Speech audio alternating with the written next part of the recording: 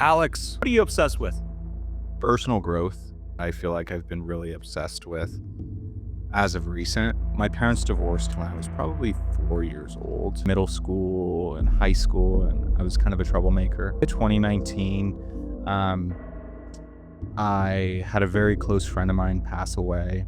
I was just in kind of a dark place. I felt like I needed to reconnect with God.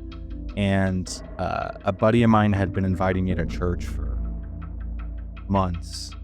And finally, it was about a month after his passing that I decided to go.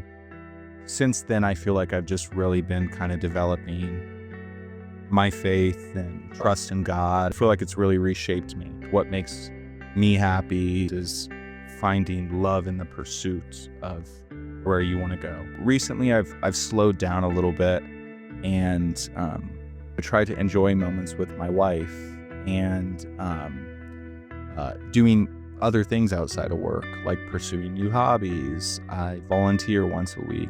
Is it even possible to be happy?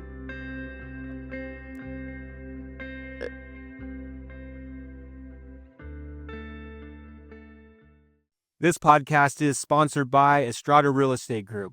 Whether you're buying, selling, or investing in real estate, we can help you. Text us at 303-832-2120. Now back to the Estradanary Conversation. Alex, we're going to try this again. So what are you obsessed with? What am I obsessed with?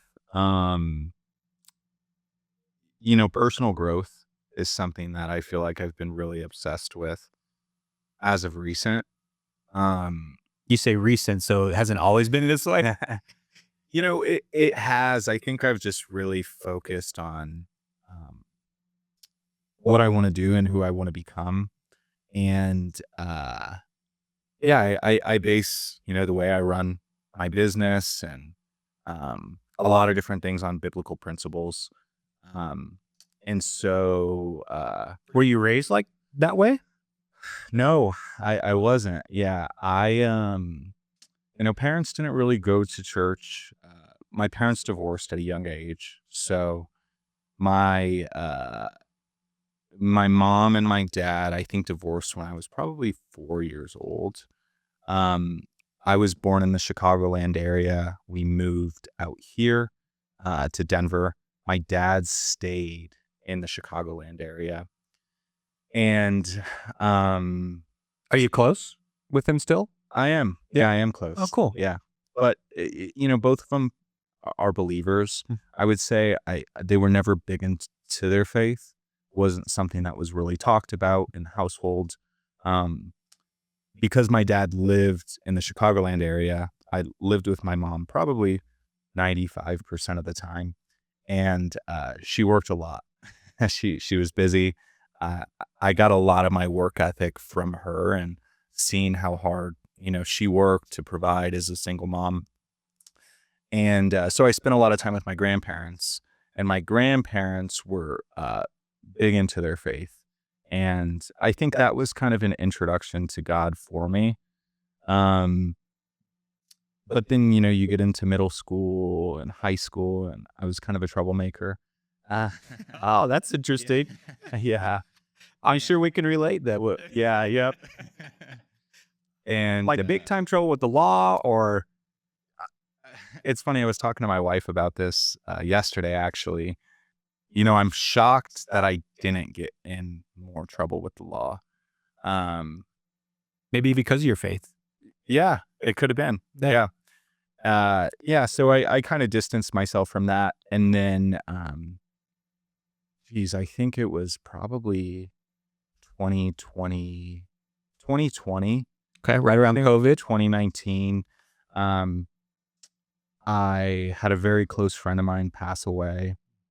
And I don't know, I was just in kind of a dark place. I felt like I needed to reconnect with God. And a buddy of mine had been inviting me to church for months. And finally, it was about a month after his passing that I decided to go visit the church. And then Was your buddy religious, or did he believe in God? My The one friend that passed away? Yeah. You know, it wasn't something that we really talked about. That's a good question. I've thought a lot about that, and I don't know where he was at with his walk with God. But yeah. So I went to church, and yeah, and then since then, I feel like I've just really been kind of developing my faith and trust in God, and I don't know. I feel like it's really reshaped me and kind of how I operate. Have people pushed back on that with you? Like family, or even parents? I Yeah. mean, have you gotten some pushback on that for having faith? Yeah. Yeah. You know, I would say, um, I have definitely gotten pushback. You know, for the most part, I feel supported. But I don't know. Anytime you're pursuing something that's maybe a little outside of the norm for a lot of people, you're going to receive judgment. Sure. The way I see it is, I feel like you're going to receive judgment regardless of what you do. If you're not aspiring to be, you know, a leader, and you know, you're kind of slacking off and a slacker, then you're going to get judged. Or if you're on the other side of the spectrum and you're doing big things, you know, people are going to judge you. So yeah, I've been focusing more on just what makes me happy. Um, what provides, what makes me a better person. What does make you happy? What does make me happy? Um, Is it even possible to be happy? I would say so. Yeah. Yeah, I would say so. I, I think the pursuit of, let me rephrase this. I feel like people get confused on what happiness is. A lot of times I think people think happiness is the end goal, where I think happiness is finding love in the pursuit of where you want to go. And so that's something I've really been focusing on recently too. Like, for a long time I've been go, go, go, you know, uh, I got to get there quickly. I have to grind. I wake up at 4 a.m. and I stop working at 7. And it didn't make me happy. You mean that's schedule? You know, I mean, but that's what you hear on YouTube. That's what you hear from the content creators, and You see it all the time. And I Yeah. think people get confused because that doesn't bring you happiness. And you only see a small sliver of what those people's lives actually look like. You see the success, or you see the nice cars, or the beautiful women, or whatever it is. But I don't know. I have a hard time believing a lot of those people are truly happy. And so recently I've slowed down a little bit, and I don't know, try to enjoy moments with my wife, and doing other things outside of work, like pursuing new hobbies. I volunteer once a week. Um, and I think that's really helped me be a happier person. And I know I'm still going to get to the destination. It might take me a little bit longer, but I'll be happier through that process, if that makes sense. yeah, I get that. I get that. Is your wife on board with that? On board with Like what exactly? with this vision of what your life should be, or what you want it to be? Yeah, I think we're on board for the most part with each other. Um, yeah, I think that's super important. Before we got married, we talked a lot about our vision and what our goals were. And I'm sure you know this, but as life happens, things Doesn't change. go as planned? That it doesn't always go as planned. Okay. But I know we'll pivot through that, and we have the same overall vision. How we get there may be a little bit different than we originally anticipated, but yeah. Do you find yourself, because I do this too, is comparing yourself to others? Mm, Do you fight that battle? all the time. Yeah. Yeah. Going back to like the the videos and the Instagram and all that creators and all that stuff. Yeah. Yeah. Podcasters. Yeah, Yeah. Those those damn bastards. podcasters. Yeah, I actually did a month detox from Instagram beginning of the year, or all social media. So I deleted Facebook, Instagram, all that stuff. Because I just kind of wanted a reset. You see all of this stuff. And, Well, what was the build up to that? Like, why did you think you needed to do that? yeah. My focus was on something else. So, What? so 2024, I experienced a lot of success quickly. And so, my business kind of blew up, and for a while I was a solopreneur. Mm-hmm. And then that turned into like more of an entrepreneur and, making more money and experiencing more success. And, I don't know, I just caught myself like, on Car Gurus, looking at like money's burning a hole. yeah, I looking wanna spend at it. the next thing. And I think a lot of that was what was popping up on my feed. What I was seeing these other 26, 27-year-olds were doing. And it really diluted my focus on the vision, which is to help people. And I think through that, I will be successful. But ultimately, that's my main focus.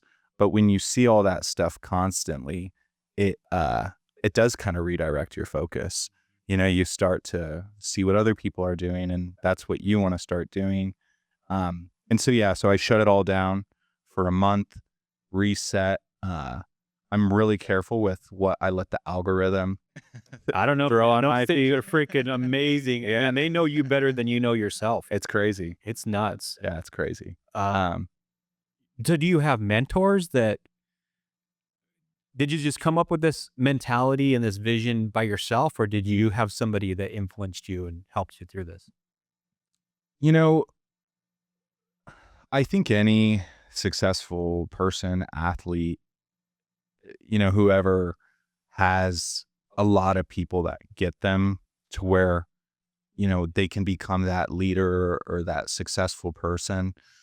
So I wouldn't say I had one mentor. I had a lot of people that made minor impacts on my life that led me to be in a position to where I am a very ambitious individual. And I do always strive to be great, but I wouldn't say I had one individual mentor. I want a mentor at some point to kind of help take me to the next level. But no, I can't say I had one individual mentor. Okay. Yeah. Yeah, we have my kids, I know Buddy will probably cringe on this one, but it's like, we have a saying that nobody succeeds alone. True. And it's so true. Like every time I figure out when I'm having challenges or struggling with something, I notice that I'm more isolated. Yeah. And then when I want to come out of it, I just go reach out to people and get that support system. And mainly my wife, because she just kicks me in the butt and just says, just stop being a baby, But sometimes I just want to be a baby. It's like I want to be a victim sometimes, but Yeah. but no, that's not good for me. So how are you different from the high school? Did you go to college? I dropped out. Okay. Yeah. High school, college era. Like, how are you different now than you were then? Yeah. Was there something that like, Yeah. Yeah. other than the death, maybe of your friend? Yeah. It's funny because in a lot of ways I am the same person. I just operate differently. So I've always been kind of an entrepreneur. So I think, it was freshman year of high school. My mom lives in this like lake community, kind of near Regis University. And a lot of the neighbors had sand and beaches. And So I started a sand moving business my freshman year of high school. Probably went a lot of my high school, um, over the 4 years I went to high school. Um, but I learned really early on how to delegate. So what I would do is I'd go to the neighbors' houses and I'd knock on their door and, you know, offer to move sand for them to get them fresh new sand on their like kind of beach area. And I would negotiate a deal. I would call the distributor. We'd order the sand, and then I would hire people from my high school and pay them, $12 an hour, which was great, for a 13-year-old kid Right. to be making at that time. I don't think they could have got a job anywhere else. It wasn't minimum wage wasn't $20 an hour at that time, right? And so it was hard work, but yeah, it was kind of my first introduction to, hey, I don't have to go work for somebody else. I can kind of be a leader and a boss. So that was my first How introduction. were you as a leader then? Did they like you? Not great. Yeah. Yeah. They they always wanted to know how big the checks were that the homeowners were given. Oh, how much you were making? And that was tough. That was a tough conversation because a lot of these guys were my friends. Sure. But, I had a lot that went into it too. I had to go negotiate the deals and go knock the door and call the distributor and all these things. So, obviously I felt I should be compensated more. But, another 13-year-old kid probably doesn't always see it that way. They're like, we're doing the backbreaking work. Yeah. Like, we're in the heat and you're just out there collecting checks. Like, how is this a fair deal? Yeah. That's kind of the mentality of Yeah. a lot of people. True. It's like, Yeah. well, how much are you making? Like they look at you like you don't have any value. Although you did the hardest part Mm-hmm. is go get the business. True. And that could be said for like corporate America. Yeah. I mean, it's unfortunate how we think that way. Yeah. So It's, when I understand the mentality, it's hard to do the grunt labor and, but if everybody could be the person that builds the business and, goes out and gets the business, then everybody I think would. But, God gives us with different abilities. And, yeah, I learned from a young age that, physical labor was not one of mine. although you're a big guy, I mean, you can handle some sandbags. It's all for show. It's all for show. So do you work out? I do. Yeah. Like, what's that schedule like? I was really, really into it for a really long time. So I got into the gym freshman year of high school, around the same time. My dad was big into lifting weights. Were you an athlete? I was, yeah. So that was actually the reason I got into weightlifting. Can I cuss on here? Yeah. Okay, yeah. I'm not gonna. Yeah. Yeah, The ball is, but my kids are listening to it. So So I got my ass beat terribly. biblical cussing is allowed. So yeah. If it's in the Bible, we could do it. Yeah. Okay. Yeah. So freshman year of high school, I wrestled. It was my first introduction to wrestling. My dad had wrestled growing up. He had been trying to get me into it, but we were big into skiing and stuff, and that kind of overlapped with wrestling season. So growing up, my mom always wanted to take me skiing, never wanted to put me in wrestling. Well, freshman year of high school came around and I was like, hey mom, I want to join wrestling. And I did terrible. I think I won one match my freshman year of high school. Wrestling is an interesting sport because to be good at it, those kids start when they're like 6 years old. Yeah. And they're wrestling full time until high school. And Crazy. I had some wrestling friends growing up in high school. We were a wrestling school, won back-to-back state championships, 5A or 6A. Yeah. And that's all they did. Mm-hmm. They were obsessed with it. Yeah. They didn't play any other sports. It was wrestling 100% of the time, all year round. And it's a tough sport to just jump in and try to compete. It's I said her ears are still intact, so I probably not wrestled for too long. Nah, not forever. But yeah, it was a super tough sport. And I think after that freshman year, just kind of defeat, I knew I liked wrestling, like I liked the sport, but I knew that I wasn't gonna technically be able to compete with these guys that have been wrestling since they're in diapers. I mean, I'm not gonna make up the 12 years that they've already been wrestling, but I could get a lot stronger. So yeah, so I really, really got into weightlifting and fitness. Like the first thing all I had before I even had a gym membership, because I didn't have a car to drive to the gym, was just a pull-up bar, Hmm. and I did, I started doing pull-ups every single day, just as many as I could, and I did it for, like, 3 months until finally I could do, like, 30 pull-ups, or something in a row. It was, I'm still working on my first. yeah. The shoulders are like, Yeah, you like pull out. So no, pull-ups is no joke, it's no joke. man. So that was my first introduction into weightlifting, and then shortly after that, I got a gym membership, and, I couldn't drive yet, so my mom would, like, drop me off at the gym. Um, Were you like a gym rat at that point? I mean, as much as you could, you were in the gym. yeah, yeah, so I continued to wrestle, so after that first season, I wrestled, pretty much year round because I was trying to make up, the lost time. Yeah. And, but on season was the only time where I really had to make weight. But I wrestled at Pomona High School, Big wrestling school. big wrestling Yeah. school. And so wrestling's different than a lot of sports. Like you're kind of competing with your own team. Mm-hmm. Um, and I wanted to wrestle varsity.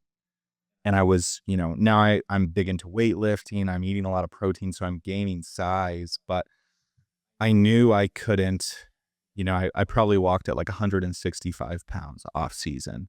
But I knew I couldn't beat the guy at 160. And I knew I couldn't beat the guy at 152. Oh shoot, you're gonna have to dress that way. Like, so yourself. So yeah, so I was a gym rat for, like 8 months out of the year. And then the time where I was in wrestling season, I was cutting a lot of weight. So I would fluctuate a lot in high school. And then once I got out of high school is when I actually started putting on size. So yeah, up until like my senior year of high school, I weighed, anywhere from like 165 pounds to 138 pounds, I think was the lowest weight I wrestled in high school. And Did you learn a lot about like how to drop weight and gain weight and all that stuff? Like, how? not at all. No. They, yeah, it's funny that you say that because I think a lot about that. They don't really teach you much about it. They don't teach you healthy ways to actually cut weight. You know, Did you ask your buddies? I mean, like, how do you do that? Like, how do I get down to under 140? well, they didn't they didn't know. So when I say they knew how to cut weight, they didn't know healthy ways to cut weight. So like The ways they were it doing. was a lot of sitting in the sauna. Oh, I mean, it would even be to the extent that like if you were half a pound over or whatever, I mean, people would be spitting in water bottles on the way to the meet if we had to drive, 2 hours to just try to really dehydrate themselves. Yeah, that's not healthy. it's not healthy. No, especially for you know, a kid that's supposed to be nourishing their body Right. to grow. Right. Um, yeah, That's nuts. it's crazy. Yeah, you would think. And Thing you did to drop weight? Anything extreme? Did you stick your finger down your throat or? now, I remember one time, and I'm thankful for my mom for this, but yeah, I got a call from my coach, and it was super short notice, but he wanted me to wrestle up at a tournament. So like I think it was my sophomore year of high school. I wasn't wrestling varsity yet, um, but he wanted me to fill in for somebody else, but I had to make 138 pounds, and when I got the call like the week of, I'm way over that. because I was wrestling 145s, but I was like, you know what? I want the opportunity. I want to prove myself. And so I don't remember what I did leading up to that point, but the night before the meet, my mom and I went to 24-hour fitness, and it was brutal. I think we did like 2 hours on and off in the sauna to just try to. Oh, Now it wasn't like 2 hours straight, but we would do 20 minutes in, you know, 10 minutes out, just 20 minutes in, didn't drink any water. And then next day you weigh in, then you can rehydrate. You know, you can drink the Gatorade and you can. so what did it feel like to do that? Oh, terrible. Yeah. What is Yeah, it? it was Like, is it like the flu? Is it just you feel weak or what it? a mixture of both. Yeah. And it's tough too, because, wrestling's not like the UFC or boxing. Those guys are typically weighing in the day before. So you have a whole day to recuperate and feel well before your match. Where with wrestling, it was kind of a gamble. So you weigh in and you don't know what weight they're going to start the tournament at. So if you're lucky, they started at the weight after you. So like if I was wrestling 138s, I'd be lucky if they started the tournament at 145s, because then it would have to loop all the way back around. Got it. So I may weigh in at 7 a.m. and not wrestle till noon. But it's possible that it lands on 138s or the weight under you, and I may weigh in at 7 and I have to be on the mat by 8:30. So that was tough to, finding ways to like feel good after that. And it's a balance too, because you're starving yourself. So it's like you just want to go eat 2 Subway sandwiches. Yeah. But it's not the wisest, not the wisest thing you should do before wrestling. So that was tough too. Yeah, thinking back on it, I think coaches probably could have done a little better job teaching, and I hope they do it now. I don't know if it's changed much. I don't know if it's changed much. Yeah. It's a tough sport, and that's one of those things where you talk about like mentors. A lot of wrestling and stuff like that really taught me discipline, and just how You regret not sticking with it? I do. So I wrestled my freshman year through junior year, and I got pretty good at it. I ended up deciding to quit my senior year of high school because I had just got really big into weightlifting, and the cutting weight was just too hard for me. And as a senior, a senior in high school, you don't want to have to wrestle junior varsity. So, so I knew I was going to have to cut that weight. Like I wasn't going to beat these guys that had been wrestling their whole life, regardless if they were younger, they're sophomores or even freshmen in high school, but they've been doing it for so long. And some of these guys were ranked nationally. So it was an ego thing, as well as just like a health thing. I knew I couldn't keep cutting that much weight. And every year it got harder because off the season, I'm big into weightlifting and eating protein. And so every year I'm getting heavier, building more muscle, but then I'm not going to beat these guys. That's in line with being a good wrestler. Exactly. Yeah.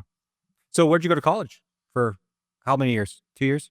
Yeah. So I went to Metro State for a year, and then I transferred to Front Range for about a semester. So I think I did 3 semesters in college. So did you know that you wanted to be an entrepreneur and you were just like, well, everybody's telling me to go to college, so I'm just going to go to college, or was there a purpose to it? I didn't know what I wanted to do. Yeah, I didn't know what I wanted to do. All my friends were going to college. It's kind of what I thought I was supposed to do. So my mom, great person, by the way. Love, she's awesome. Yeah, she's great. She put away, and I don't know the name of the fund, but she put away money, when I was born or even before I was born, in some fund that grew into enough to pay, for a little bit of like a small school. It wasn't going to pay for CU Boulder It wasn't going to pay for anything out of state, obviously. But yeah, so I had a fund for it. So I knew there was some money there. I wasn't going to have to go into debt, at least from the start. And yeah, and all my friends were going to school, and I just didn't know what I wanted to do. I knew what I didn't want to do. What was that? What was that? Which like the physical labor. So my my friend Construction? Not gonna do it. wasn't for me. So once uh my mom, like I said, she had a really strong work ethic. I get my driver's license at 16 years old. I think my birthday is May 1st. Oh, so you're late. Yeah, my birthday is May 1st. I got my driver's license in July. So summertime. Okay. And we went from the DMV to take the photo for my license to apply for my first job before we even went home. Oh. So she was like, okay, you got a car now. You have insurance, you have to pay for it. And so, yeah, we didn't even go home in between. Hey, mom's pretty tough. She was tough. But my first job was at a lumber company, and I couldn't drive a forklift at 16 years old. So all I could do was stock wood. And it was tough. It was a tough job. I remember like I would work a lot, especially in the summer times, because jobs like that, like construction, and like you kind of get discriminated against for not being a hard worker. Yeah. So these guys are working 10, 12-hour days. I mean, so as a kid going in there, I wanted to kind of prove myself, and so I would work really hard. And yeah, I used to like have nightmares about like just like I would work so much that I would dream about like how much I hated working there. Dang. It was tough. So yeah, I worked there up until my freshman year of college, and I was doing this sand stuff on the side as well. So you're always been working. Yeah, always been working. But I think those two, moving the sand, because I did do some of that too. I didn't just have the guys out there moving it for me. And then, stocking wood and that kind of stuff really taught me that, like, okay, I don't want to do this for the rest of my life. And nothing against people that do that. I admire people that are just hard workers, and that's the life they choose. But I knew it wasn't for me. So I was like, okay, I got to get good at something else because this isn't it. And I knew too, like I was never great in school. I think my GPA was in the low twos in high school. Hey, I have that shirt too. Yeah. I barely graduated high school. Yeah. I was the day before like rehearsal. Yeah, I'm trying to take a final to just move my F to a D. for sure. Oh my In goodness. fact, I saw my teacher who gave me that break. Yeah. I ref basketball, and he was at Fairview, and I was reffing a game, and I'm like, "Hey, Mr. Smith, you referee?" He's like, "What's your name?" I'm like, "Oh." He's like, I'm like, "Thank you. Yeah. You don't know what you did for me, but Yeah. just thank you." And I got a chance to thank him like 30 years later, which was That's awesome. cool. So It's cool that you bring that up, and I'll go back to what I was talking about before, but I had this teacher in high school, and I don't think any of my teachers really loved me by any means. I mean, I was kind of like the class clown. I was cracking jokes, and that was when I actually showed up for class. It just wasn't ever really a priority for me. And the business teacher actually at Pomona, and I tried looking her up recently, but I couldn't, find an email. And you remember the name? no, I don't. I reached out to a few classmates to see if they could introduce me, but she, so I took business class. It was actually probably the only class I ever excelled in. Yeah. I was good at it. I mean, we had like part of the class was to build a business and to generate as much money as you could, and then you would donate that money to charity. Oh, that's cool. So I had a group of people, and I came up with this idea, and we ran this like huge dodgeball tournament, as a fundraiser. and we had sponsors and, a bunch of different teams and merchandise, and like, Dang. we generated more money than all of the other teams combined, not just in our class, but in all of the other classes. That's cool. It was cool. And yeah, and we got to donate it to a good cause. But I think a monumental point for me and why I want to talk to this teacher is, I get like an email or a letter. I don't even remember what it was. It came in, and it was an invitation to, like curriculum awards or some academic. It was an academic award. Oh. And I'll be honest, I thought it was a joke. I was like, how the heck am I getting invited? Did you see my academic awards? Yeah. I was shocked, but and it didn't say what it was for. It just said, hey, you've been invited to receive an award at the academic awards. And I was shocked. Like, Wow. genuinely. Because I hadn't done good at, like I was happy with C's. If I got a C in a class, like, yeah, that was Score. that was that was it. So what did it say? Like, did you end up going? No, I did. Yeah, I went because I was like, I got to see this through. Like, what the heck am I getting invited here for? And so they go through all the names, and my last name's Vazquez. So I get called up, close to the end. So I'm waiting, and I'm hearing all these awards, and I finally get called up, and it's for an award for excelling in the business class.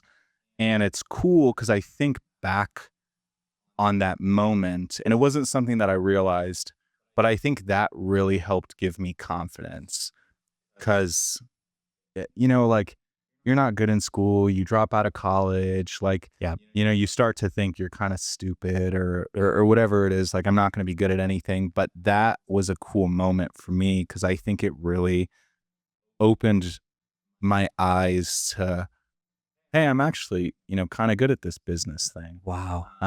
What would you tell that teacher if Yeah. you connected with her? What would you say? First, thank you, obviously. But I think I would just express, like, I don't think she knows the extent to how much that really impacted me. Yeah. Yeah. I mean, she really believed in me. She was the only teacher that wrote me a college letter of recommendation. It's cool. Yeah, it's cool. So I would love to find an opportunity to thank her at some point. I just need to find her. So if you're listening, If my reach goes to 50 people. Yeah, no, that's pretty cool. it's cool.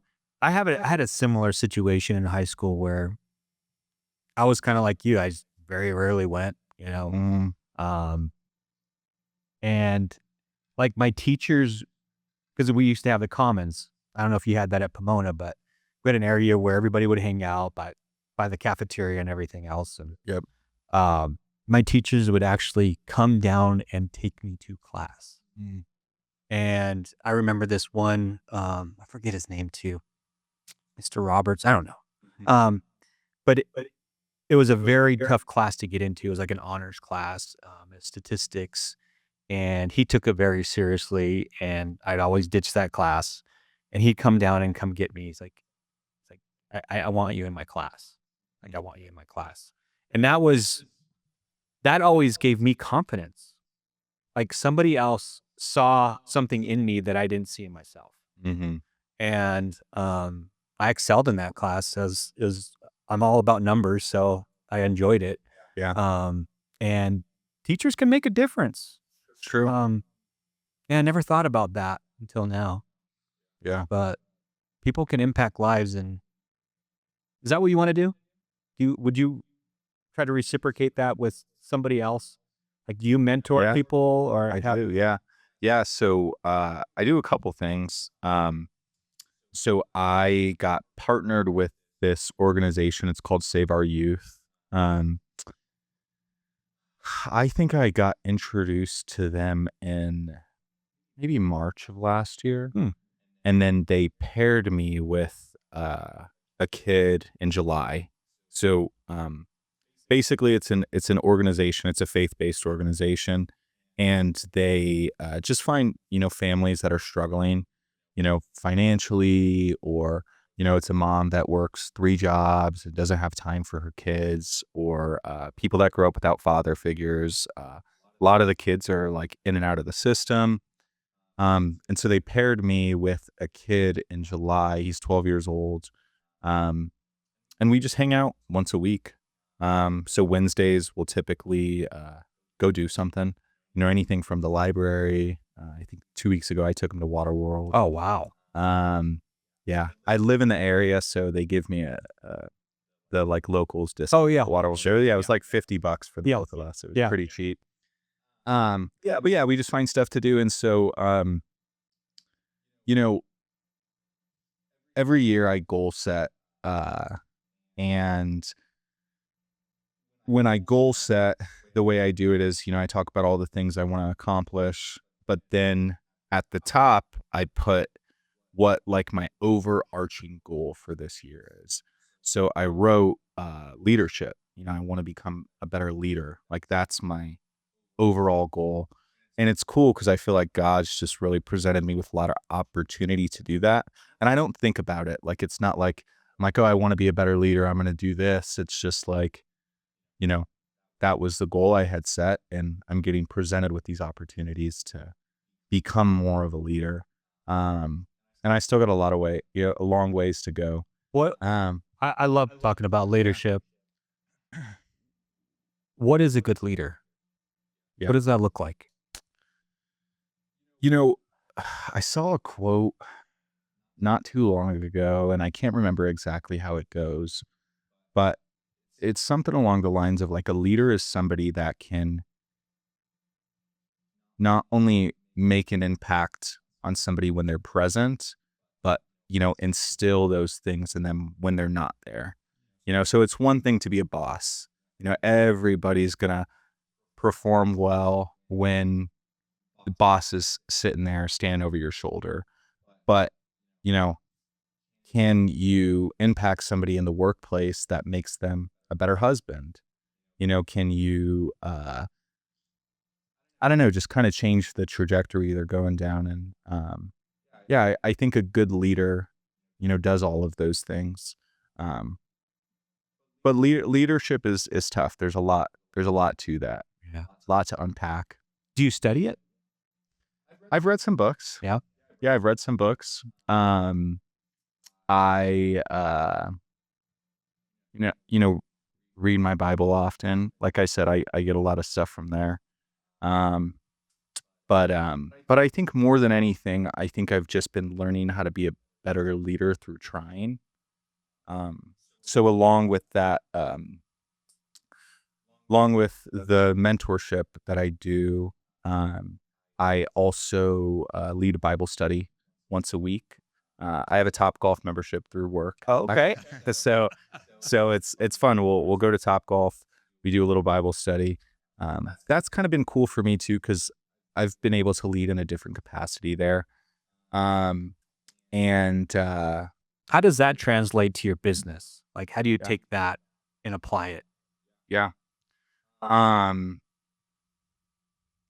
Bible and solar. How do we get those two together? Yeah. There's a lot, and I'm still learning, but I think a lot of people think the Bible just correlates to faith or your relationship with God. But I think you can apply so many principles that you can learn from there into how to operate your business, and how to be a better husband, how to, be a good mentor, a good leader. And so I really shifted my mindset. I saw something the other day, but there's a verse in Genesis where, it says, be fruitful, increase in numbers, and have dominion over the world. But the way I read that and what God is saying is he's kind of giving a recipe for success. And the recipe is be, do, have. And so first is the be. You become the leader, you become the individual that could achieve those things. You do. So you have to take action. You can't just, be like a leader, but not actually go out and lead people. And then once you do the be and do, you can actually have the fruit, and you can, have the things that God has in store for you. So I saw that, and that's really shifted, because I think a lot of people get it switched up. A lot of people think, well, I'm going to do first, and then it's going to turn me into this individual, and then I can have, or once I have it, then it's going to make me a better person, and then I'm going to start giving, or whatever it is. But it's be, do, have. It's not have, do, be. Well, and I heard somebody challenge that. It was the first time I've ever heard somebody say, it's actually just do. Yeah. If you just do, you become the person that you want to become and have the things. Because if you just take the do out, yeah, you can't just be without action, right? True. You can't have without action. So it just boils down to do. Yeah. Just go do. Yeah. I mean, I think Nike got it right. It's like, right? True. Just do it. Do it. Yeah. So that was an interesting thing that I learned, that it's just all about doing. That's all that, I mean, I think the Bible talks about that too. It's all about action. It's true. You just got to go do it. Yeah. So, True. but that's interesting. Yeah. What else you working on? What else am I working? Why solar? Okay, let's get at it. Why did you choose solar? Yeah. So flash forward, I leave the lumber company. I get an internship at Northwestern Mutual. So life insurance, Sales. It's kind of my first introduction to sales. Okay. And I hated that a lot of like life insurance companies do this, but they really want you to capitalize on your warm market. Yeah, your sphere, your circle. You're reaching out to 100 people, on the first day, and it's just, I don't know, it's not really what I wanted to be doing. Why did you answer that? I don't know. It's just like I don't want to talk to my friends and family. Yeah. I don't know. And maybe it was that I just didn't fully believe in the product at that time, because it's tough to sell. It's one thing to sell something to somebody that you don't know, but when you're selling to your grandma, or you're selling, you got to really, really believe in the product. And I just don't know if I was there yet. And maybe if I kept selling life insurance, I would have, but I just wasn't there. Well, they say the best employees and the best leaders in your company are the ones that believe the most. It's true. Because if you can't sell anything you don't believe in. I believe it. You can't sell it well. True. You can't sell it well. And you won't last very long. No, not at all. Yeah, I think that's the most important part of selling anything, is just the belief. You can have all the talent in the world, but if you don't believe in the product, there's no longevity in it. So I think really instilling that belief into your employees is probably the first step to having successful sales reps. But so I left that. A buddy of mine had just gotten into solar, and invited me. Well, I started seeing like his Instagram stories or something. He was always at these team meetings, and just curious what he was doing. And he was like, yeah, I just started working for the solar company. Come check it out. This is before the detox. Yeah.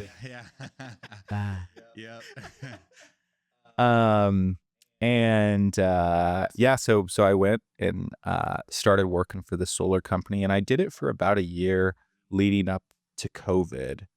Once COVID hit, I was kind of in between a lot of different things. And so you're in your early 20s at this point?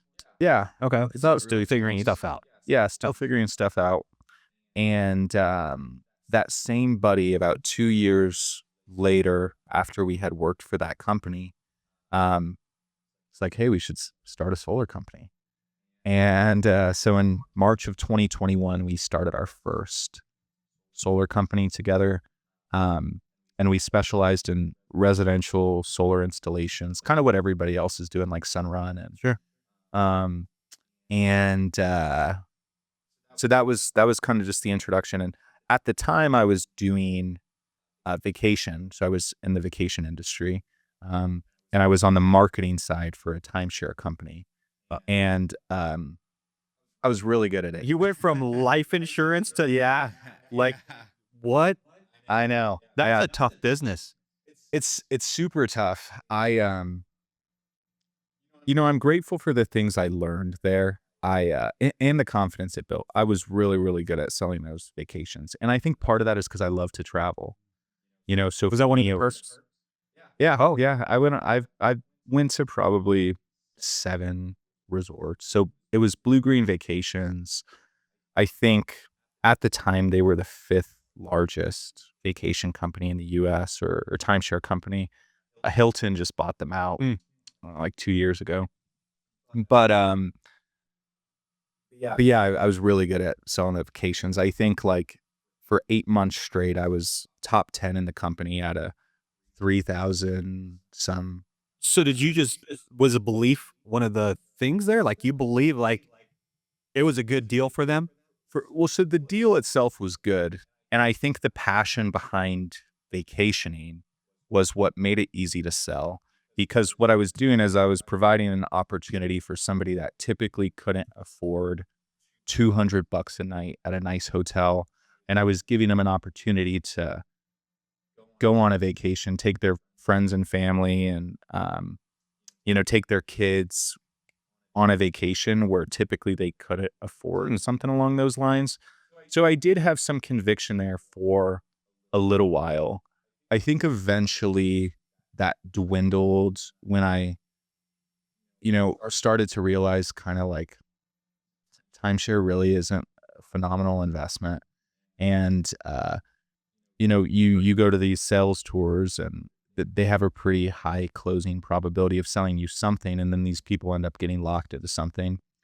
And this is at the same time I'm really starting to get into my faith. I start going to church and I'm just kind of feeling a little convicted about the product that I'm selling. Even though the reasoning behind it was good from the start, like I wanted to help people take vacations and I was really good at selling it. But when my friend came to me and he was like, "Hey, we should start selling solar again. We could start a company." I don't know. It felt like an opportunity to change things up and to like be able to actually serve people without that back end worry of, the timeshare and Now you're screwing people. yeah, exactly. Because I'm not directly doing it. Right. They go on this vacation, they sit through this tour, and are they going to buy something that doesn't serve them? It's possible. It's probable in a lot of cases. And I was so good at selling it that I started to be able to tell who would go there and buy. Like just depending on how they handled my objections. And that's, I think, what was the turning point for me when I could look at somebody that I had just sold a vacation package. Like they might be a little more vulnerable. More vulnerable for it. And then I think that was tough for me, thinking that, yeah, they're probably not in the best financial place to be able to take something like this on. And somebody's they may not even love it, but they're not going to be able to say no. So that was a Your conscience for me. Yeah, my conscience. Yeah. Wow. Yeah. And I was making a lot of money. I was like I said, I was really good at it. And so that was another hard thing to do, was to leave. I'm 20, 21 years old, making a lot more than my friends that are graduating college. What did they teach you? Like they teach you sales skills? Yeah. I had a really good sales manager. He had been selling for a long, long time, and he was just really good at it. I think where I differed is, day one you show up, they give you the sales script, and to me it always seemed very robotic. So very early on, I just kind of ditched the sales script. It doesn't work. Yeah, it's funny. I didn't even want to read the sales script in the first place. I actually showed up for my first day of training, and the boss is like, "Okay, Let me hear it. let me hear the memorized sales script. And I was like, I threw that away the second I got it. Yeah. So They're like, great. Okay. So, I had to learn it for like the framework. And there was obviously pieces of it that I still utilized. Um, but I came at it from just a very empathetic approach. I was fortunate with two parents that, they were both separated, but they both very much prioritized travel. Even my father, which never, he's never like was wealthy or anything like that growing up, but he would always take me on a summer vacation or a spring break vacation. And come to find out as an adult, he was doing that through these timeshare oh, packages, wow. because that's how he could afford. He would schedule the first tour. So before I even woke up in the hotel room, he was already out of the tour. So he never told me that that's why he was It's interesting. doing it, but it was cool. So that made it easy for me to sell because it was like, hey, I can't remember what my mom got me for Christmas when I was 9 years old, but I can remember the vacations and the experiences I got to have. So that was my sales approach. I was just very empathetic with people, and I'd see their kids, and I'd want to be able to provide an opportunity. So this was in person. It wasn't over the phone. This is in person, yeah, face to face. So gotcha. Yeah. Okay. So first, it started off. I was working for an events team. Um, so we would go to like fairs and festivals. So I worked like the San Diego State Fair. A lot of travel, a lot of cool places. That was the other thing. It was cool, 20 years old and go work in San Diego. Yeah, man. How do you even go to work? It's like, Yeah. you're in paradise. I mean, Yeah. Yeah. I did a lot of stuff in Arizona, New Mexico, kind of like this whole West area. And then they started a team out in Florida, and so I was really good at it. So they flew me out there like every other week. So I'd fly back and forth to Florida because I was helping them start this marketing team. And we were working at like the Buccaneers games, so selling the vacations out of the Buccaneers stadium, okay. which was kind of cool. It's cool. They had a lot of resorts in Florida, so it was kind of an easy place to Right. sell the vacations. And then eventually that whole kind of travel team got shut down. And then Blue Green has a forget what they call it, but like a retail side of things. So they're in Bass Pros and Cabela's. You've probably seen them. So I did some of that for a little while, until ultimately starting the solar company. Did they teach you anything about in your sales training, like the human psyche? Like I'm always Yeah. curious about how people react Yeah. and why they created this script and why does it work and why does this whole we'll give you a vacation to, sell you something on the back end. Like, how does that all work? Yeah. You know, I wish they did. I can't really think of much that they taught me about that. I was very self-driven, and so I read a lot of sales books. I personally learned about like mirroring and Mirroring and all matching. yeah, exactly. All of those things that kind of go with that. And I got good at a lot of those things. And I think my sales manager probably taught me, but it wasn't part of the training Okay. process. Oh, what made him so good? Like when you said he was good, Yeah. like what made him good? He he was just funny. He was a good personality. He was really good at relating to people. Was he Almost older guy. Yeah, yeah. I think he still works there actually. really? He's he's probably in his 60s. Okay. Early 60s now. So he was probably in his 50s. So like, did he have like this grandpa trust factor going on? I think that was there. Yeah. Yeah, he was just really good at relating to people. He could find commonality with anybody. And I think that's important in sales is to be able to find commonality. And he just knew a little bit about everything, If you were wearing a watch, he could talk watches with you. If you had a pair of Jordans on, he could talk Jordans with you. If you were from, you know, New Mexico, his some connection his there. roommate in college moved to like he would find ways to. We don't know if it's true, but he made it work. And I don't know. Yeah, he made it work. Yeah, he made it work, and yeah, it worked. I'm fascinated by those people because when you're really good at something, like that's really interesting to me. Like Yeah. I want to pick it apart. Like, how did you get to be like the best at what you do? Yeah. This small sliver of all these industries, like Mm-hmm. getting that good at something is, I just like, I'm so curious about that. Yeah. So, uh, Yeah. hmm. So you got that, you went through that sales. You're feeling pretty good about sales, right? So, Yeah, I'm confident. so now solar, you're like, this is just a natural fit. This should be easy. Yeah. Let's get out there and Yeah. Yeah. I think, I think early on, and this was tough because a good friend of mine, um, we just kind of had differing opinions on how to run the business, how to structure the business. Originally I felt like we kind of had the same idea, but then, just it's tough on other parts. it's tough. And we're good friends, grew up together. And so I think that was tough too. Like the lines weren't really drawn from the start, where the friendship ends and where the. Did you feel like you were doing more than your part? I wouldn't say that, you know, he was also a really hard worker. I think it was just the direction. This is we the wanted vision to of the take it. company.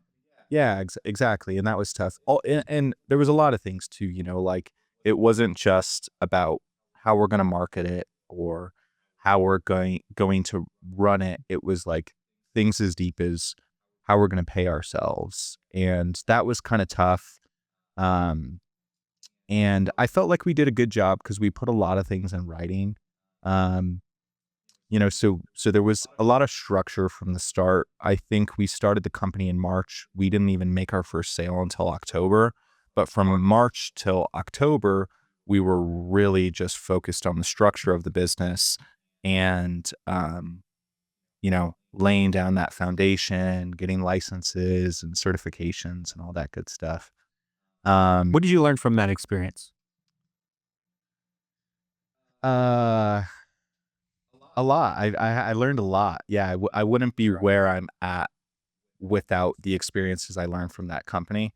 Um, Would you have a partnership again? if it was the right person, I think it works for some people, but going into business with friends or family members can be tough. Especially when you're equal partners. It's not like, at this point in time, I feel like we have a structured enough business that if I felt like a friend of mine could add a lot of value to the business, I could hire them as an employee. Um, but when it's a 50-50 partnership, it can be really tough, in my opinion. So who's the tiebreaker? Yeah. Yeah. With there's two of you. Exactly. Yeah. There is none. So would I do it again? Possibly. Yeah, possibly. I don't know if I would do like that much of an equity share potentially. Um, but who knows? If the right person and the right opportunity presented itself. I think something I learned from that is him and I were both very, very good at the sales side of things. And I think what I've realized in business is you're often attracted to people similar to you. Where when you're looking for a business partner or you're looking to start something with somebody, you want to find somebody that is good at the things you're not good at, because we provide a lot of value in the same area, but like I'm horrendous at operations and office. And these are like the first people that I hired for my now company, because those are things that I'm not good at. But when you're working with a business partner and you guys are both good at the same things, you kind of butt heads and there's not really like a defined role. So that would be something that I would look for if I were to, bring somebody on as an equitable partner in a business is, how can they provide value to the things that I'm not good at and vice versa. Mm-hmm. Mm-hmm. Yeah. So what's next for you? Um, I'm really just focused on Solar RNR, what we're doing. I feel like we've really just scratched the surface with what we could be doing with it. Um, for a really long time, I've had uh, a problem with focus. Like I start one thing, but then my friend gets into real estate and it's like, oh, well, that could be good money. And then I'm still doing the thing, but I'm also doing the real estate. Yep. Um, and distractions.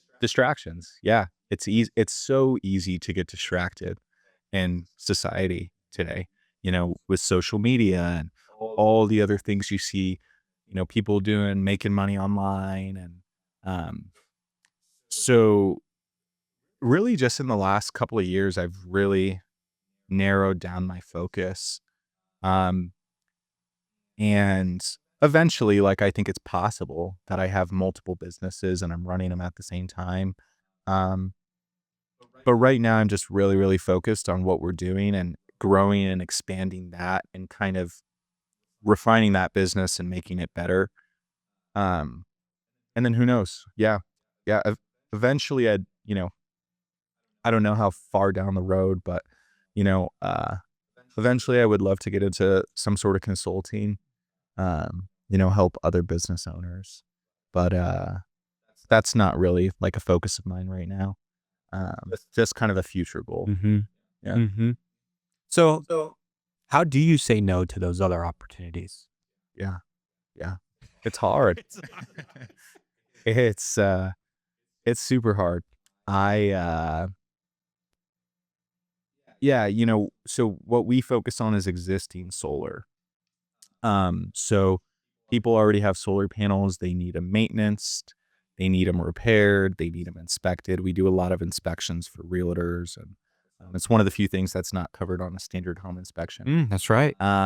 So we help in a lot of those areas, and it's good because we're very niche and there's not a lot of companies that do what we do. I actually don't know any other companies in Colorado that inspect solar panels for real. Never heard of that. Like Yeah. inspecting solar panels? Yeah, it's Don't do it. thing. Like we home and think it's like it falls on the company that put the solar there. That's my assumption. Yeah. But I don't know. Yeah. Solar's kind of new. It is Still yeah. new. Yeah. Um, and there's not a proven roadmap for it. There's like a lot of these companies you see go out of business pretty quickly. Yes. Because HVAC and roofing and plumbing and all these businesses have been around for a long time. So there's kind of a roadmap to success where solar doesn't really have that. And I think, Does that scare you? I see it as opportunity. I do. Because when companies go out of business, it makes me able to serve the people that I want to serve more. It's because that's what we're focusing on. We're focusing on people that their company went out of business, their company's in business but doesn't want to help them. We work with a lot of roofing companies, so we'll remove solar panels, we'll reinstall them once the roof's completed. A lot of companies don't want to do that, or what I've been seeing lately is companies just price themselves out of doing it. So they'll just throw a stupid price They're like, if on you it. do it, we'll figure it out. Exactly. But they don't actually want to do it. It's not what they specialize in. Triple the cost. Yeah, yeah. Outrageous. So so yeah. So that's what we do. Remind me of the original question. I don't remember. Do you remember, buddy? No. Oh shoot. That's distractions. How do you say Distractions. No? Distractions. How do you say no? That was the original question, right? That's so funny. See, now you can see how easily I'm distracted. You know? Oh. So that's what we focus on. But we've really dialed in like an online presence, big into SEO, Google reviews. We do a lot of that. So I'm getting to a point to where I get a lot of phone calls for new installations, and there's a lot of money in that stuff. And I think what And I've taken some of those opportunities, but what I've realized is, okay, yeah, I can make a lot of money with this, but it's diverting me from what I'm actually trying to do. And, um, and I don't know, I think there's just something special about being a company that does one thing, but is really, really good at it. Like if, um, I don't know, and Now actually fair. it's like the doctor analogy. It's like a general practitioner versus a brain surgeon, Hmm. right? You want to focus on the brain surgeon aspect Yeah, instead of just being a general practitioner. So totally. Yeah, if I need some discussions. surgery. Yeah, you don't want to go to your, no, actually, they're like, let me check your blood pressure. Like, no, my brain is like, I have something wrong. Yeah, yeah. No, that's very wise of you to say that and to figure that out this early, because a lot of people have those distractions, and the jack of all trades, master of none. That's a very true statement, in that Yeah. you can get so far distracted rather than just putting your head down and just focusing, just hitting that nail on the head every day, being Yeah, a specialist. Money's in specialty. for sure. And people don't understand it. It's hard It's because boring. yeah, It's super boring. It's mundane. it's true. Like, I want the shiny object. I want, Yeah, and you think that if you're good at something, you're good at everything. And that's yeah. not It's not true. true. It's not Nope. true. And you can't get good at one thing if you're out doing Right. everything. Jack of all trades, master of Yeah. I have a relative that she lives out in near Seattle, and she was telling me about their neighbor. And this guy is like the best, like, backloader in the world. Hmm. Like, that's his one job. Like, when they need something specialized where something can be damaged, but they need to like dig a hole or something, they pay him like millions to go. They fly him out. He's the one backloader guy in the world. He does his job and flies home. Wow. And they pay him like $1 million per job. That's crazy. Yeah, That's who you want to be. it's true. You're so good that you're the guy. Yeah, yeah. And that's the goal, and but you really have to look past the shiny objects to get there. So And freaking hard. and it's not easy, and people don't understand it. I get a lot of pushback from, like, you know, I'll tell friends or family or, coworkers or whoever, passing up on this opportunity, and they look at me like I'm crazy. Like, you're passing up on a $50,000 project, when you're just doing the small stuff. And and I have to tell them, yeah, It's not it's not what we're focused on.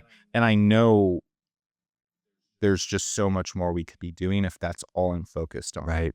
Um, and there's not a lot of competition with what we do, and a lot of people we can help. So Wow. yeah, Does AI come into play in your business? yeah, I've been trying to integrate it more. I've like, I think everybody uses Chat GPT at this point. So You would think. I mean, there's hundreds of millions of visitors every month, but yeah, I come into more contact with people that don't use ChatGPT. really, Yeah. yeah, They know of it. yeah. So I've really started to utilize that, but again, I think that's just something that's just scratching the surface of what's possible with AI. So I want to find more ways we can actually utilize it in our business, not just, what a lot of other people are doing, which is like having it come up with prompts for videos you want to record, or, helping it outline a contract. Like, all that stuff's great, but in my mind, it's pretty elementary when it comes to AI. I'm just not educated on it. So I've been thinking about it. I've actually talked to my team about this quite a bit. You know, I want to look for maybe like a seminar or some sort of course I could take, and then maybe have my team take, and we could just find cool ways to implement it into the business. Because it's one of those things, like you said, if you're not using it, you're gonna fall behind. Um, and Do you think it could disrupt your industry? um, if you're not using it, I think it will definitely disrupt you. Um, but I don't know, you know, I think what we do is very relational. We don't do a lot of stuff direct to consumer.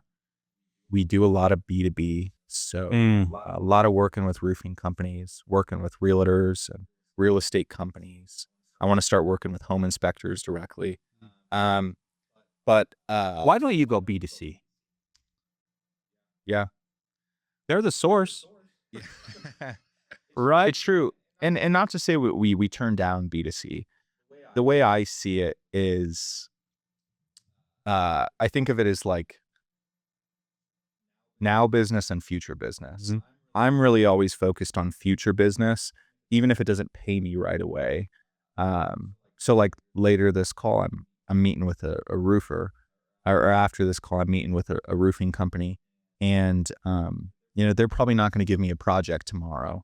If I were to go directly to a homeowner, yeah, I might be able to get a project tomorrow, but that roofing company may provide me 10, 20, 50 projects this year. So, you know, depending on referral source. Yeah. Yeah, a good referral source. Um, so that's why we focus B2B primarily, is it just can provide a lot of future business. And I don't know, I'm a very relational salesperson. I think, you know, when I was selling solar, like actually selling the product, that was kind of hard for me because it was a quick sale and I didn't really get to build that relationship with the person. And, you know, now when I'm selling, I'm really just selling myself and selling my company. Um, and I'm really good at that. I feel like I'm really good at just building relationships and, getting people to work with me and then continue to work with me. And that's worked well for us. Mm-hmm. So, yeah. Interesting.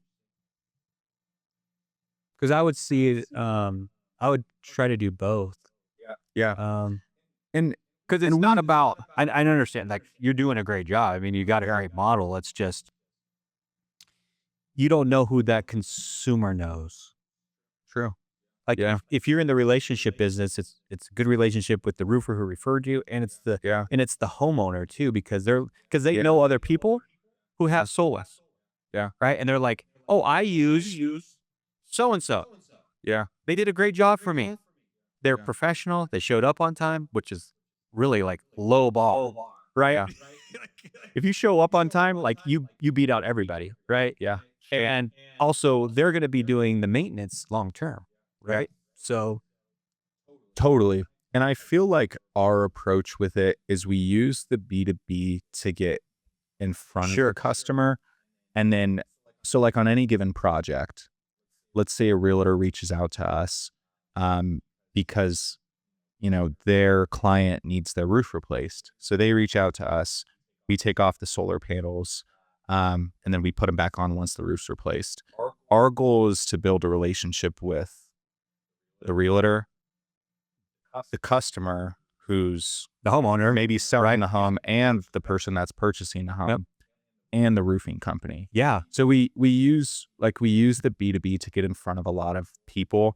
Yeah, once we're in front of the customer, we do offer like maintenance plans and things like that. But that's kind of our strategy, is to use the B2B to get in front of a lot of people. And once we're in front of them, then we're getting referrals and Google reviews from every party involved. And even if the roofer didn't reach out to us directly, we're, you know, trying to build a relationship with them. So, and then we invest a lot into like SEO and that kind of stuff. And so I do have homeowners that reach out to us directly, but we're just not like going door to door or offering any of that stuff as of yet. right.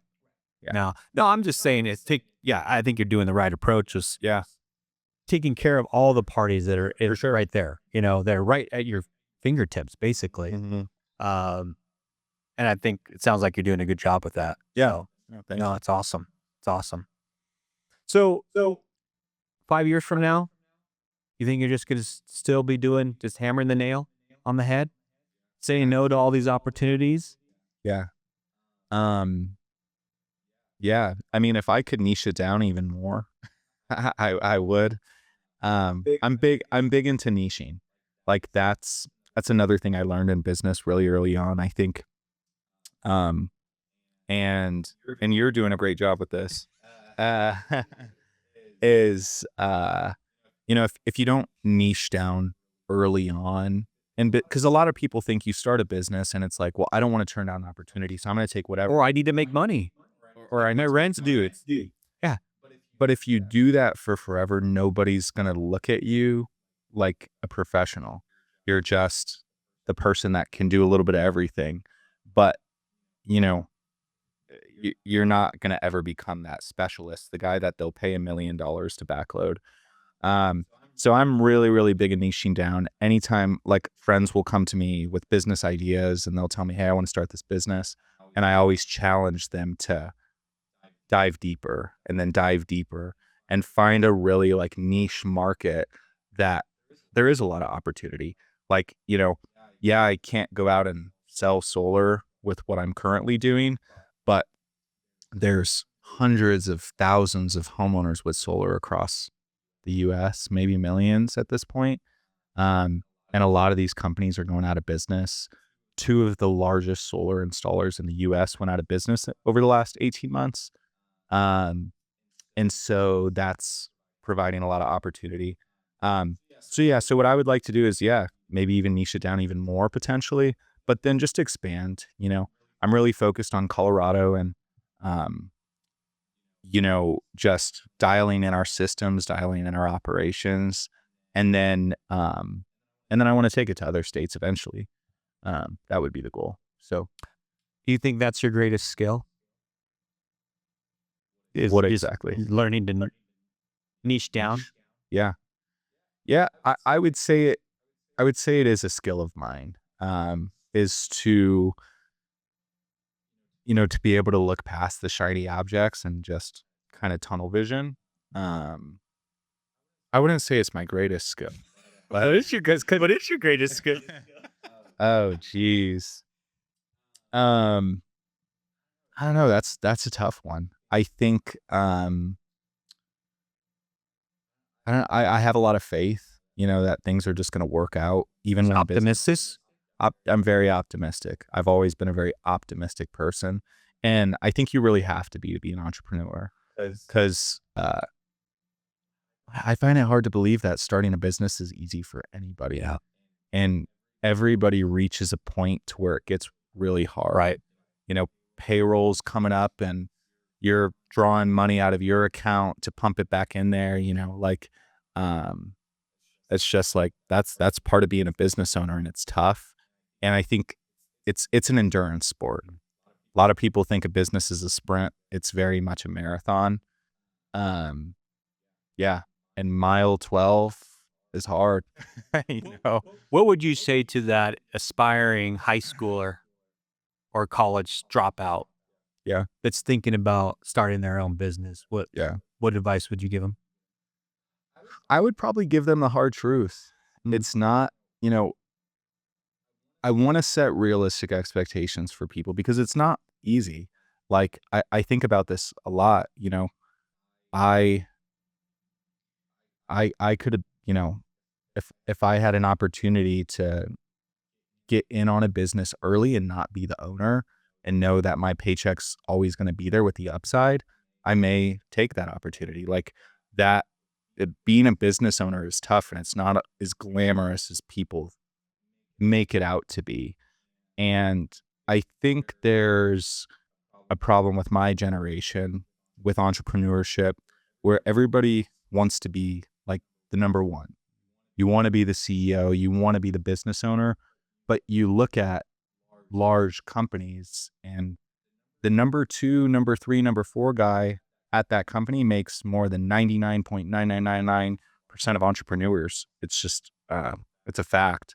So I think more people should be okay with like growing businesses, helping grow businesses, and not always being the number one in a business. I think a lot of people, That's hard to convey to somebody because yeah, you do want that CEO title. You want that yeah, owner title. yeah. Um, It is. It's tough, and it's just, yeah, it's not as glamorous as everybody makes it out to be. So that would be an advice I'd give is, and then if you do choose that path, than just to remind them that you're going to have to endure. Something I talk to my wife a lot about is I have a very supportive family, um, and like a good group of friends. Uh, I can guarantee not one of them have probably believed I'd be at where I'm at today when I started. Why do you say that? It's just people don't, I don't know, people don't always uh, understand like the life of an entrepreneur. I think a lot of like my friends and family really believe in stability, having that good job, 9 to 5. the 9 to 5. Get a good job. Yeah. Yeah. Um, and yeah. And so like I think that's something that most entrepreneurs, especially like first generation entrepreneurs, have to deal with is not getting validation from your family. You may never get it, or you're going to get it when you actually like do something. You do big, you grow the business, and then it's like, oh, okay, now I'm going to pat you on the back. Um, but Are you back for that day? Is that important for you? Is it important for me? It's tough. I think everybody wants that validation. I think everybody wants that validation. If I never got it, it wouldn't bother me at the end of the day. And I've gotten better with it because I understand now. Like I understand that as much as I would have wanted that validation from my friends and my family early on, I understand that they don't have the same mentality as me. So it's like I don't hold that against them. And I think a lot of entrepreneurs might hold that stuff against their family. Um, and I was probably a little upset for a little while. Yeah. I was probably a little upset for a little while, but I've definitely gotten past it. And if I never, got that pat on my back, I'd be fine. Yeah. So do you have the validation now? Yeah. I mean, like For you? yeah, for me, I'm happy. I'm content with what I'm doing. I I wouldn't be happy doing anything else. Like I like the stress. I like being able to be creative and like really create something. And yeah, so I'm happy. It's like I made this decision and it was hard for a really long time, um but I'm happy with where I'm at and my wife supports it. Um she's kind of going down her own entrepreneurship journey. And I think a lot of that's because she's seen how I operated and I understand. So I very much do support her. Um, What's she trying? she does like life coaching. Oh, okay. So yeah, she's got 2 clients and currently, and she's just kind of growing that and working on that. And she helps a lot with like all of the stuff that I don't have time to do too. She helps with a lot of stuff around the house and, um, yeah, helps support me, helps me with my social media and all that good stuff. Yeah. Sounds like a good lady. She's great. She's amazing. I'm blessed. All right. I'm not just saying that because she's probably going to listen to this. She's gonna hit the first one. Yeah. Yeah. You're a smart man. Yeah. Um, buddy, you have any questions?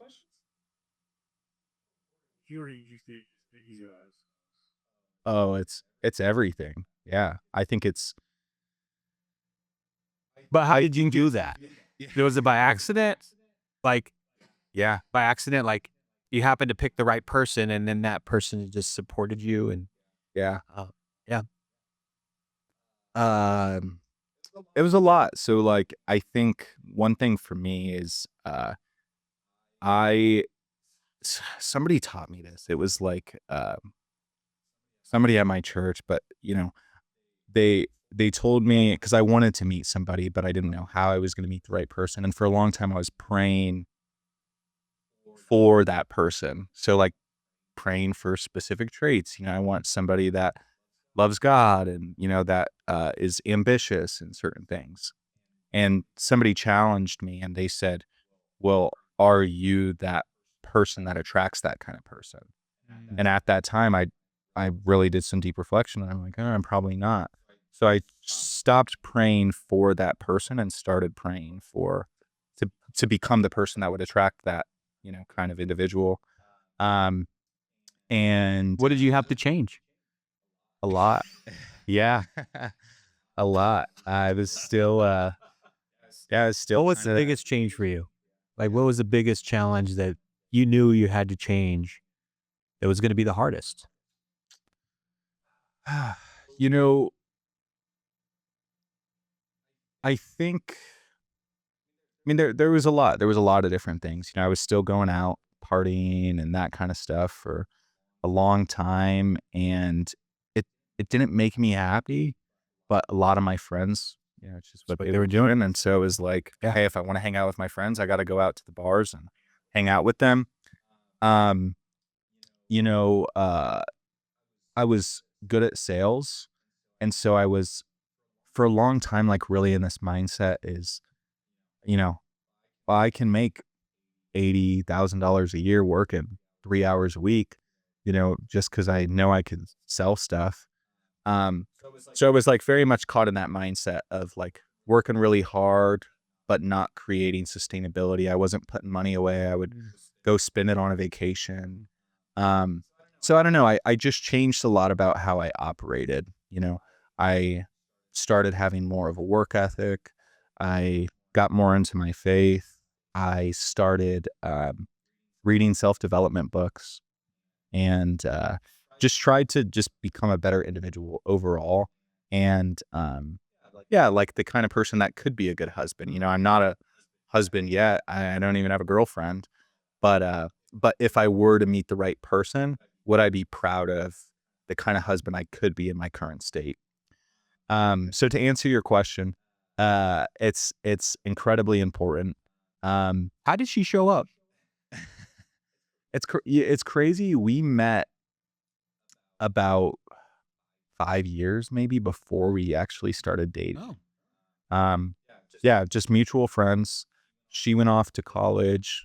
We'd occasionally run into each other, and then, I just saw, like, we were into a lot of the same things, and, I slid into the DMs. And, yeah, and the rest is history there. But, what I focused on with her, because we had a pretty quick timeline. We dated for less than a year before getting engaged, and we got married shortly after that. And but we really spent, like, that time frame focused less on, you know, hobbies and things, and I think all that's important, but, like, focus more on values. You know, what do you really care about? What's important to you? What's your stance with this?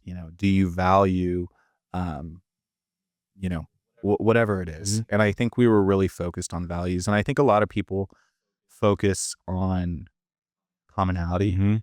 Like, do we have the same? Does she like football? Yeah, right. Right. It's like, well, that's not that important in the grand scheme of things, but how do you want to raise children? Do you want children? What do you want for your life and for your family?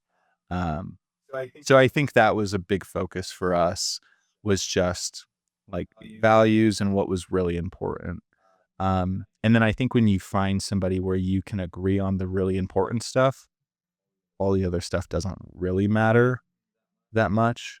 Um, I mean, it's important. Like, you don't want a wife that hates all the things that you love. But but I don't know. I think you can learn to love those things too. Like, I didn't like really watching basketball when we first started dating. Now I love basketball. Okay. We watch a lot of basketball. We go to a lot of Nuggets games. Was she a basketball fan?